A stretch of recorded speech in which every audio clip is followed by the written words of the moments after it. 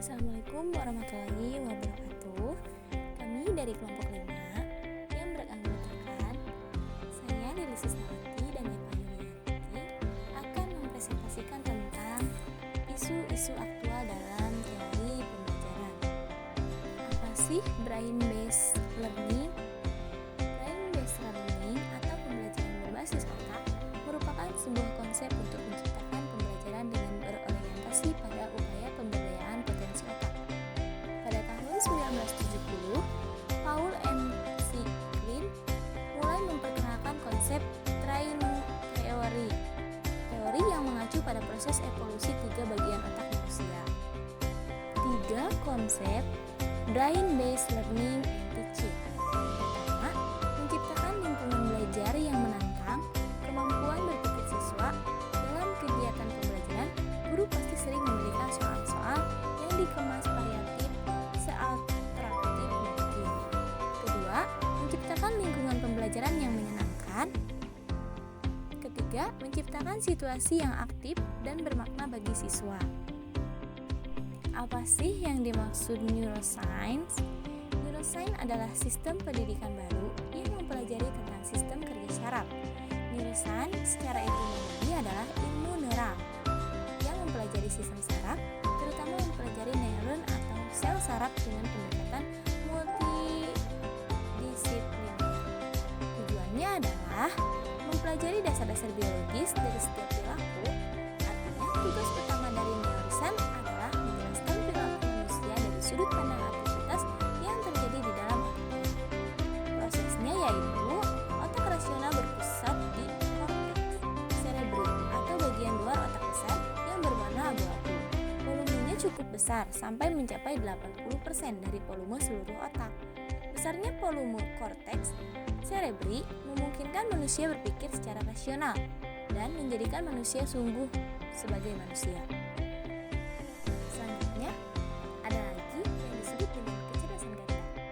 Gardner mendefinisikan intelijensi sebagai kemampuan untuk memecahkan persoalan dan menghasilkan produk dalam suatu setting yang bermacam-macam dan dalam situasi yang nyata. Berdasarkan pengertian ini, dapat dipahami bahwa intelijensi bukanlah kemampuan seseorang untuk menjawab soal-soal tes IQ dalam ruangan tertutup dan terlepas dari lingkungan. Tetapi intelijensi memuat kemampuan seseorang untuk memecahkan persoalan yang nyata dan dalam situasi yang bermacam-macam. Macam-macam kecerdasan ganda. Pertama yaitu kecerdasan verbal dan linguistik. Kedua, kecerdasan logis dan matematik. Tiga, kecerdasan visual dan spasial. Empat, kecerdasan berirama dan musik.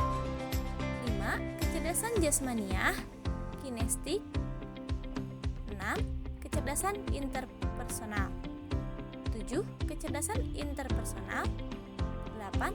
Kecerdasan naturalistik. Adapun kecerdasan emosional sebagai hasil belajar. Kecerdasan emosional adalah himpunan bagian dari kecerdasan yang melibatkan kemampuan memantau perasaan dan emosi, baik pada diri sendiri maupun pada orang lain. Memilah-milah semuanya dan menggunakan informasi untuk membimbing pikiran dan tindakan menurut Salovey dan Meyer. Dengan kata lain, keterampilan IQ dan EQ harus saling berinteraksi secara dinamis, baik dalam tingkat konseptual maupun empirik. Ciri-ciri kecerdasan emosional. Goleman menggambarkan ciri-ciri kecerdasan emosional yang terdapat pada diri seseorang berupa A. Kemampuan memotivasi diri sendiri. B. Ketahanan menghadapi frustasi.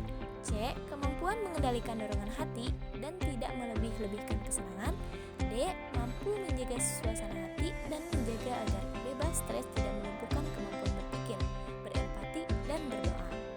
Emosi dan kegunaannya. Kecerdasan emosi merupakan bagian dari aspek kejiwaan seseorang yang paling mendalam dan merupakan suatu kekuatan. Karena dengan adanya emosi itu, manusia dapat menemukan keberadaannya dalam masalah-masalah manusiawi.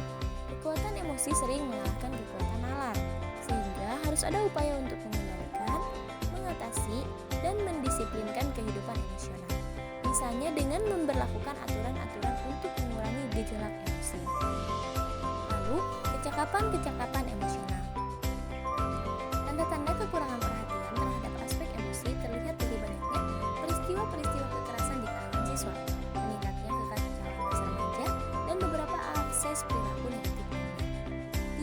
baru terhadap penyebab depresi pada kaum muda menunjukkan dengan jelas adanya cacat dalam dua bidang keterampilan emosional, yaitu keterampilan membina hubungan dan cara menafsirkan kegagalan yang memicu timbulnya depresi.